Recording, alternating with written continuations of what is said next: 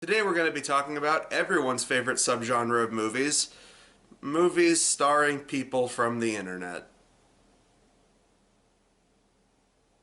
Put your hands together if you were born in the 90s!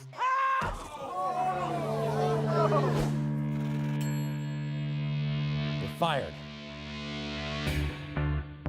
That was a great post we had last week, huh? I can't believe you have 1 million followers, but you don't drive.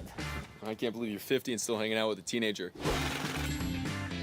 Things are bad, Henry. My family's got no money, and I'm wasting my time on an app full of handsome tweens. So there's two descriptions for FML, and they're both like a sentence long. The Google description is, two unlikely friends, a middle-aged comedian and teen social media star, embark on a quest to reach 1 million followers.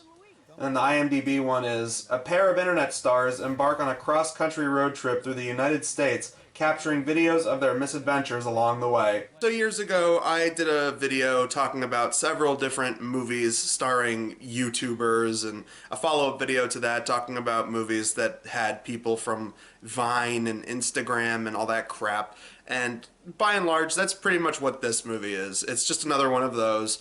And, well, like a lot of those movies, I don't really know who any of these people are. I just barely recognize some of them. And it's funny because I have not seen anyone talk about this movie. Like, I could not find a single video review of it on YouTube. There's a couple of, like, user reviews on IMDb, but, yeah, I couldn't find anybody talking about this. The closest thing I could find was one of the two main guys in it, the director and the writer, apparently he did a reaction video to his own movie with his co-star with him, and the entire video is just like a glorified commentary of the movie, as well as, I guess, free promotion for people who didn't see it.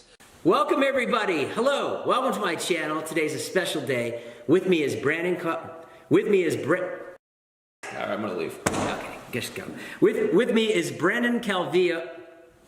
This is also going to be an interesting one in terms of using clips from the movie because, alright, I rented the movie from Amazon, and, you know, sometimes Amazon will let you download the movie if you buy or rent it. If you rent it, they have a specific amount of time you can have it downloaded before eventually I think they delete your download, but, you know, so okay, I couldn't download the movie, so then I was trying to screen record the movie, and I couldn't get anything. All I got was an audio track instead.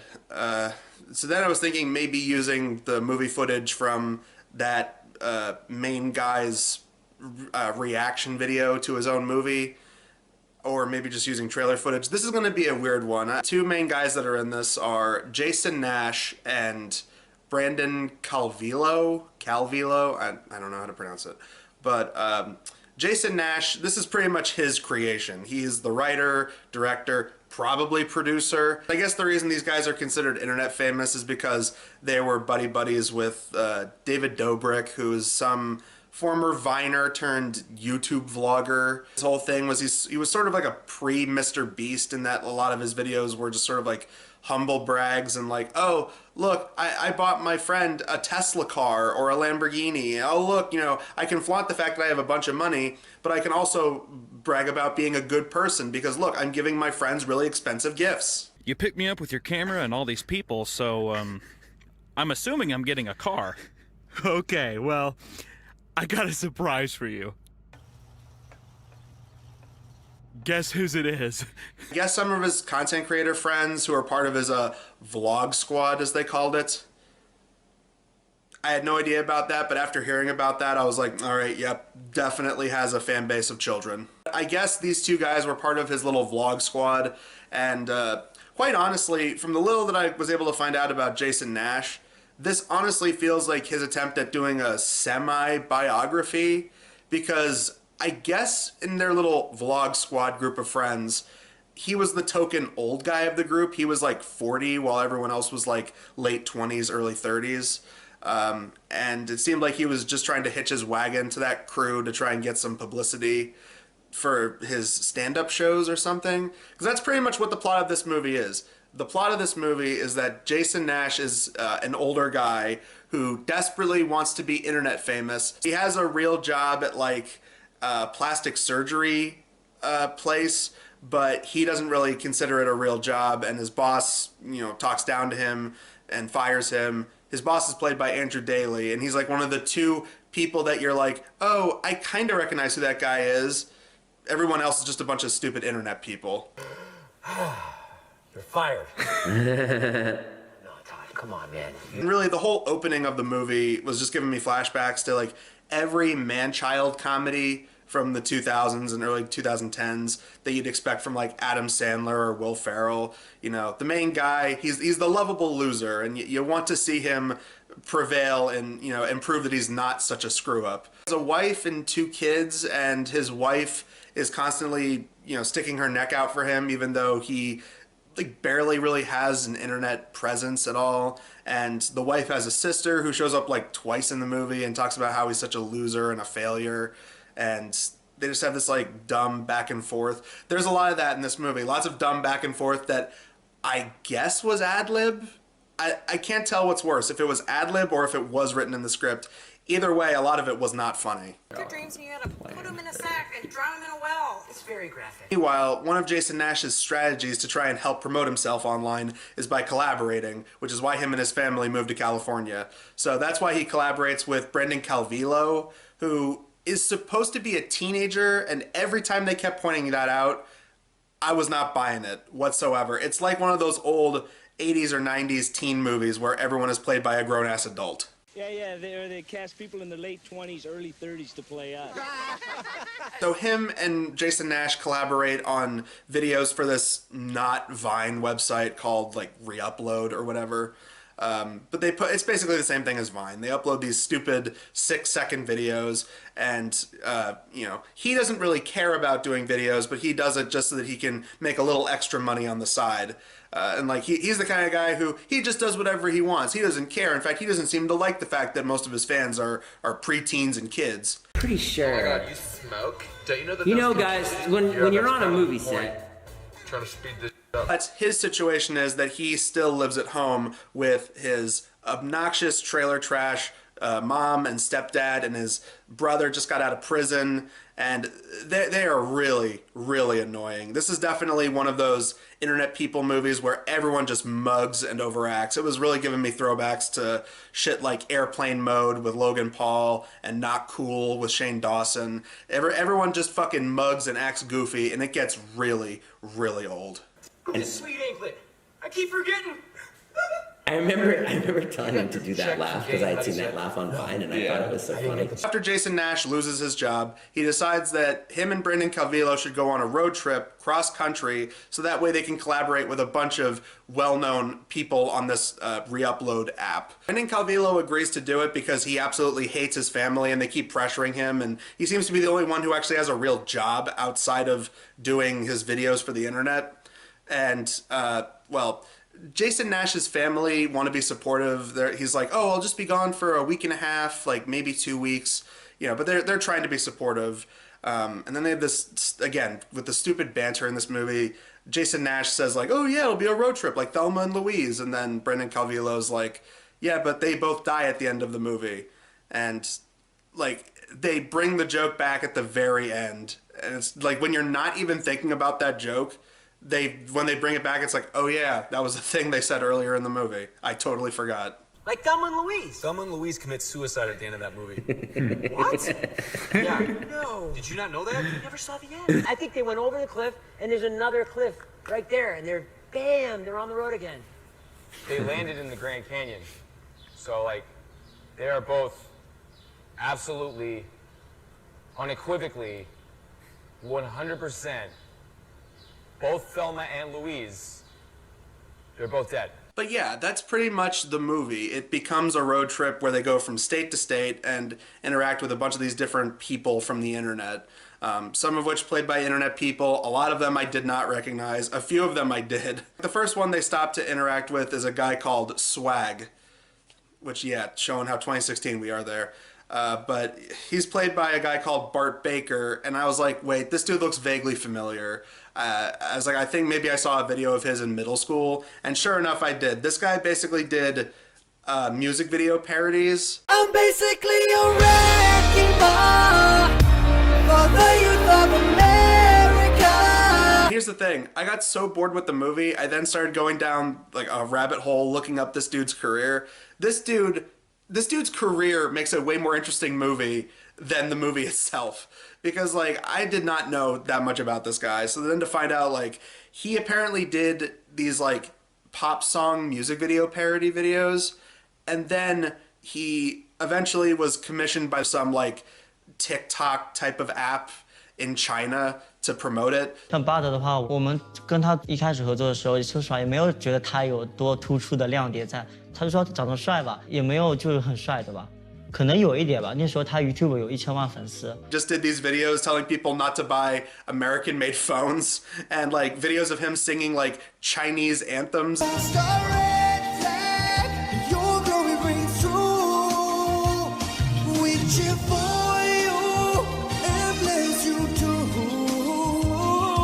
And eventually, I guess he moved back to America and he was like, I'm going to become a YouTuber again.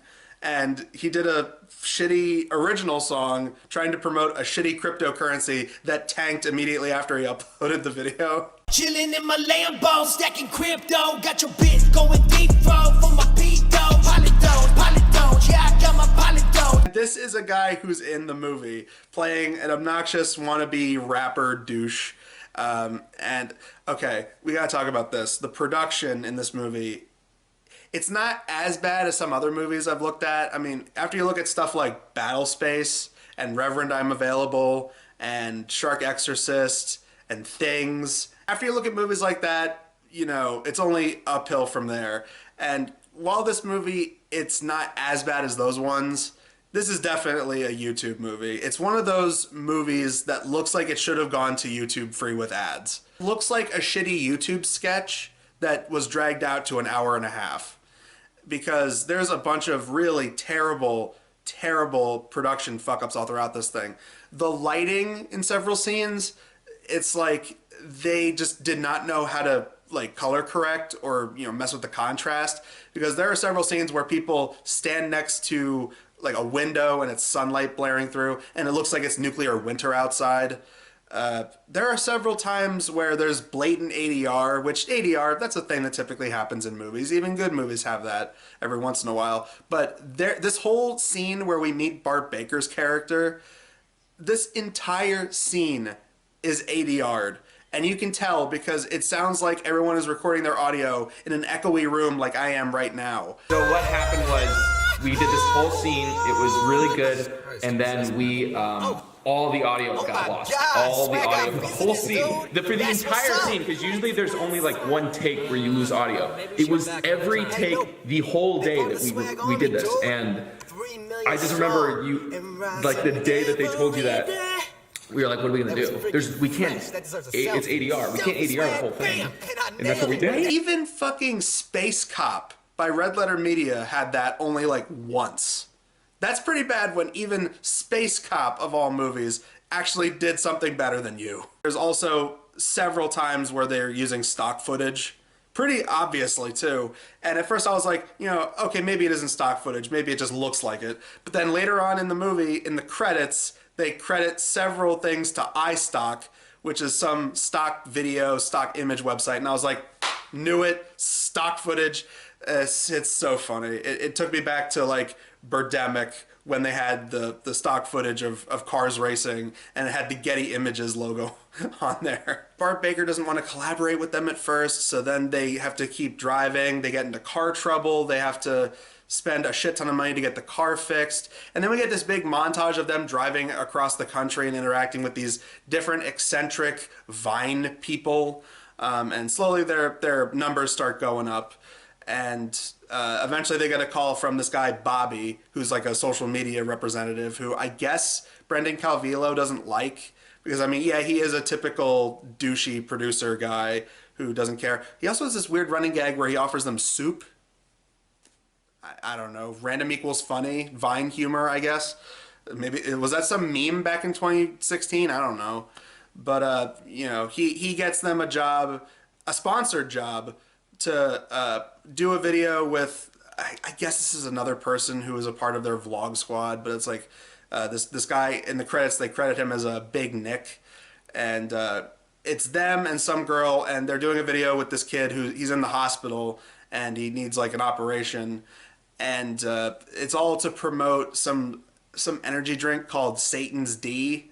Oh, and they were so proud of this. Like this is the one scene I am very convinced was bad improv, because they try the drink for the first time when they're not recording, and they just start making like all these like jokes about like, oh, that tastes terrible. This tastes like nutsack. This tastes like Rosie O'Donnell's ass. This tastes like Donald Trump's neck sweat or something. It's like, then in a post-credit scene, it just shows like a bunch of different takes that they did just saying the same thing. Oh, this tastes like a drink that Bill Cosby would offer you and you just knew it was bad.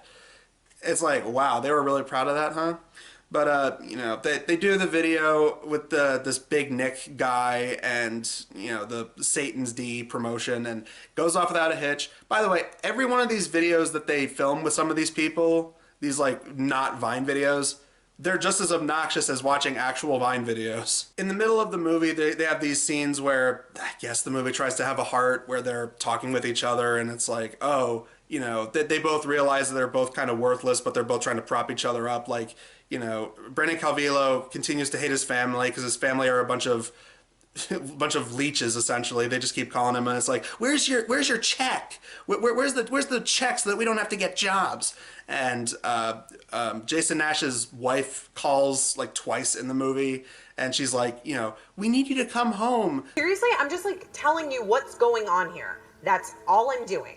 Is it like I'm not cheering you on enough? It's not like rah enough for you? Eventually, Bobby, the producer guy, who was like the only other person I was like, wait, this guy's been in things before. He's like a character actor. And then I looked him up, and it's like, oh, he's the guy with the mohawk, and he has the red herrings tattoo in 22 Jump Street. He was a couple of other things, like Modern Family. And now he's here. This could get you to $1 million. And then it's soup, baby. Soup all around. You got a guy who makes a great corn chowder. You're bringing back the soup joke a third time. Anyway, he hooks them up to have an appearance at basically VidCon. They don't call it VidCon, but that's essentially what it is. You know, to do a fan meet and greet. And Brendan Calvillo, because he's supposed to be the easily irritated, annoying teenager who broods a lot and hates everything, you know, he can't even take simple photos with his fans. It's like, dude, this is how you're getting paid. You know, even if you want to have the moral high ground of, oh, I don't do things for money, it's like, just take some pictures with people that like your shit. Come on. Like, don't be such a stick in the mud. But the reason he decides to go to the convention is because this girl that he follows, who's like a beauty vlogger or whatever, is going to be there. And he wants to meet up with her for real, because I guess they've been messaging each other for like 3 years. Oh, and then they make a joke about how, oh, he's really a virgin, and they keep holding that over his head. But he finally meets up with her, and obviously they take a liking to one another. Jason Nash gets into a fight at the convention with these like two annoying teen vloggers, and I think one of them was supposed to be David Dobrik. I don't fucking know. To take their shirts off in the ground. Let's go make a video. No, we're not doing that, okay? Come on, you heard what Bobby said. They get to $1 million. They get into a fight. It, of course, goes online because they start shit-talking each other. He loses a couple thousand followers, so he needs to bounce back. He ends up coming across that swag guy played by Bart Baker, and for the rest of the movie, Bart Baker and this beauty vlogger girl tag along with them for their trip because they're trying to get to New York because that's where the girl lives. Jason Nash wants to go with Bart Baker because he has a lot of pull and a lot of followers, and he thinks he's going to get a lot of attention. He's trying to reach 1 million followers by the end of the movie. And at first, it seems like a good idea, but then slowly, Bart Baker just does a bunch of really shitty things. Like, he gets them fucked up on drugs at a club at one point, which is one of the many examples of really shitty lighting in this movie. It's really low lighting because they're in like a strip club or something like that, and it is shot so horribly. It looks like a shitty YouTube sketch. And so they get fucked up on drugs for a little bit. It's like DMT, I think. And, you know, he tries to do a video where they play a game of basketball against a guy in a wheelchair who's like a famous social media person. And Brendan Calvillo and the girl don't do it, but Jason Nash is desperate, so he does it. and he ends up getting his ass kicked, and the guy wipes the floor with him. And eventually, the two main characters, they have a fight. They both break off from one another, and eventually Jason Nash realizes that Bart Baker's not such a good guy and that he's following the wrong thing. He shouldn't just be doing this for internet fame. He shouldn't be selling out his dignity like that. He deletes his account after he's invited to some live stream event with, I forget the girl's name, Liza Koshy, who, again, she's one of these people, it's like, I kind of recognize the name, but I don't really follow any of these people, so I don't really know what she's on. I guess she's become like a voice actress. I don't know. Like I think she also had like a YouTube Red show at one point, but what the fuck ever. And like her, like they do such an obvious joke with her. Her whole thing is that she's supposed to be offended all the time. Her catchphrase is, "I'm offended." Old people need to just die already. We need a thorough cleansing. The Like racism, 19? The misogyny. I'm talking going door to 19 door, or 20. saying hello and shooting anyone over 40 in the head Gestapo style. Just so blatant and on the nose. It feels like a shitty YouTube sketch again. It feels like most offended woman on the internet, all caps, and then like, her in the thumbnail. That's what it feels like. Jason Nash goes on stage, he has this big speech about how the internet and internet popularity is fickle and whatever, and he deletes his account. From the very first scene, this movie has this overlying message of like, yeah, the internet is a terrible place. People leave rude comments, people steal jokes from other people, and people just follow the trends and just chase the trends and just try to do what's ever popular to get famous instead of just doing what they love and not caring about the fame and whatnot. And it's like, that's a good message. The way they kept saying it made it sound like the message of like a teen movie. It's like, the typical high school movie where it's like, it's not about high school popularity. High school popularity is fickle. It's basically the same kind of message, but it just replace high school popularity with internet popularity. And it's like, isn't that essentially what a lot of these people do anyway? I didn't really buy it coming from this movie in particular, which is just a fucking wasteland of comedy. Like, a lot of it is just not funny. It's like if you took the worst aspects of every like Happy Madison or Gary Sanchez Productions comedy and put it together in one. Brandon Calvillo eventually settles in with his beauty vlogger girlfriend, and she has this whole spiel about how she wanted to be an artist, she went to art school, she wants to do paintings, and of course he loves them and he thinks they're great. And he ends up moving in with her essentially because he says to her like she's the best thing that's ever happened to him in his life and that he has no life to go back to by the end of this road trip. So they move in together, they get together, aw sweet. Him and Brandon Calvillo get back together, and then they go to Bart Baker and basically blackmail him because when they first introduced him, he said something about how he knows where the guy who created this app is now. Then they go to the guy's place in New York, and he is supposed to be, they had this guy at the beginning of the movie and he had this huge rant at a party saying that like internet popularity is stupid. And Jason Nash was the only one that actually cared to try and save his life when he started like puking and choking on his vomit. Which the joke in that scene was that he ends up puking all over Jason Nash. So even though he did the right thing, he still got vomited in the face. But I guess it works in his favor because when they go to see this guy, he's like, yeah, you were the only one that cared enough to try and save my life. I really appreciate that, man. Well, look, I can get your account back. Click, click, click, boom, account back, because he's just a master coder. And, he says something about like, oh yeah, like I'll help promote you in the algorithm so that way you can reach your goal of 1 million followers. Saved my life. How about this, guys? How about I sponsor you on a tour on your way back, and we'll call it the Friendship Tour. I mean, is that name like set in stone? Sam, this will give you a boost so you can make some money for your family. Brandon Calvillo wanted to be a filmmaker, so that's why he started using the app. But he had to, play ball and make shitty sketch videos that he didn't want to make. But before they went on the road trip, Jason Nash's wife gives him a Super 8 camera, and he's like, what am I supposed to do with this? It's old as shit. My phone is a better camera than this. But he kept the camera. So now him and his girlfriend, he goes to NYU so that he can become a filmmaker, and it shows them like making a film together with the Super 8 camera, and she can work on her paintings and they don't have to care about stupid internet popularity. And then Jason Nash, as he goes back, not only does he have the followers he currently has back, but he starts to gain more followers by just making genuine content. Alright, leave me alone! Ultimately, I mean, whatever. You know, Brandon Calvillo is happy with his new girlfriend, and Jason Nash goes back to his wife, apologizing that he prioritized internet fame over his family. They all get back together, and then they play really shitty music during the credits. That's the other thing. Along with everything else, the music in this movie is like shitty stock trap music, and it is so awful. Well, that nice heartwarming ending with that nice music, and then it just goes to...